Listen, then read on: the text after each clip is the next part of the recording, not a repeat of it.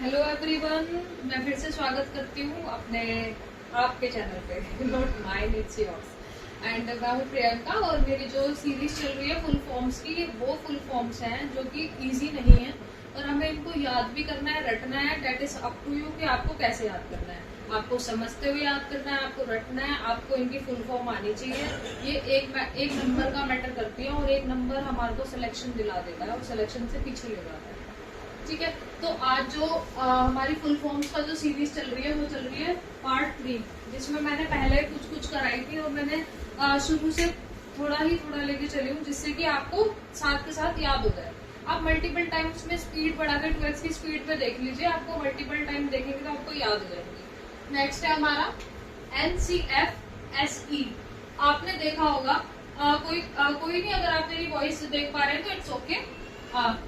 NCF आपने पढ़ा होगा हमेशा, है ना। एनसीएफ 2005 पढ़ा है आपने। तो एनसीएफ 2005 या एनसीएफ का फुल फॉर्म क्या होता है? National curriculum framework. और यहाँ पे एस और ई जुड़ गया। ठीक है, आप मेरी वॉइस पे ध्यान दीजिए। SE it means for school education, कि एक ऐसा नेशनल करिकुलम को हम ऐसा फ्रेमवर्क, मतलब ऐसा करिकुलम बनाएंगे जो किसके लिए होगा? स्कूल एजुकेशन के लिए। पर स्कूल एजुकेशन के लिए डेवलप कौन करेगा? इसको बनाएगा कौन? NCERT। अब आप मुझे कमेंट सेक्शन में एनसीईआरटी की फुल फॉर्म बताइए। चलो आगे चलते हैं, वैसे यहाँ पर है आगे चलते हैं। सफल की फुल फॉर्म क्या है? Structural assessment for analysing learning. कि हम स्ट्रक्चरल ऐसा असेसमेंट करेंगे। तो असेसमेंट क्या होता है? असेसमेंट क्या होता है?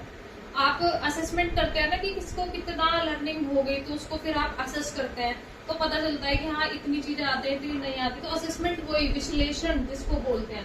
ठीक है, तो स्ट्रक्चरल मतलब कि एक ढांचेगत रूप से, कि पूरा स्ट्रक्चर बना के उसका असेसमेंट करेंगे। किसके लिए? एनालाइजिंग लर्निंग कितनी हुई उसको पता लगाने के लिए। और जो ये सफल है, ये कौन से ग्रेड के लिए यूज किया गया है? Grade 3, 5 and 8। ये भी आ जाता है कि सफल किसके लिए है? इनके लिए है।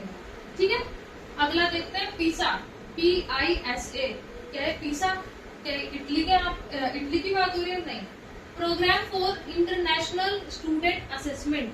देखो, हमारे जो स्टूडेंट्स हैं बाहर भी हैं और बाहर के यहाँ भी हैं, तो मतलब इंटरनेशनल लेवल पे जो हम स्टूडेंट्स का असेसमेंट करते हैं वो कहाँ करते हैं? पीसा के अंतर्गत। इट मीन्स ये ऐसा प्रोग्राम है जो कि इंटरनेशनल स्टूडेंट जो होते हैं उनका असेसमेंट के लिए हेल्प करता है। नेक्स्ट आ गया हमारा एनसीईआरटी, जो मैंने यहाँ बोला था, national council of educational research and training.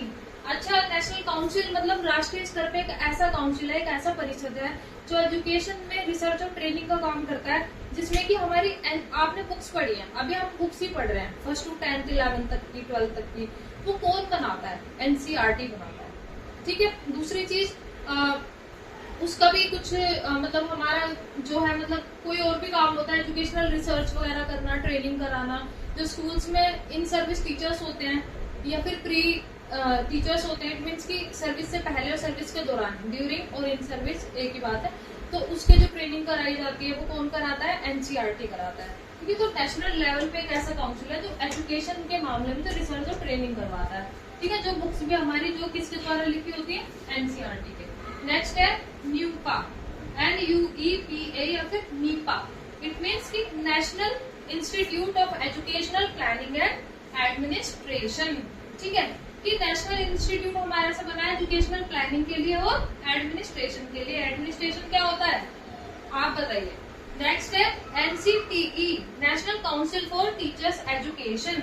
कि अगर हमारी टीचर्स के लिए भी अगर हमें देखना है ना कि वो कैसे पढ़ा रहे हैं या फिर कैसे, तो उनके लिए भी जो परिषद बैठी है, काउंसिल बैठी है, वो क्या है? National council for teachers education, जो 1993 में आया था और 1995 में इनेक्ट हो गया। इट मीन्स की लागू किया गया। आई होप आपको ये सारे वर्ड्स याद हो और प्लीज आप इन सारे वर्ड्स को टू द पॉइंट इनकी फुल फॉर्म के साथ में याद कर लीजिए, जो कि बहुत ज्यादा इंपॉर्टेंट है। आई होप आपको अच्छा लगा होगा। मैं नेक्स्ट लेके आती हूँ।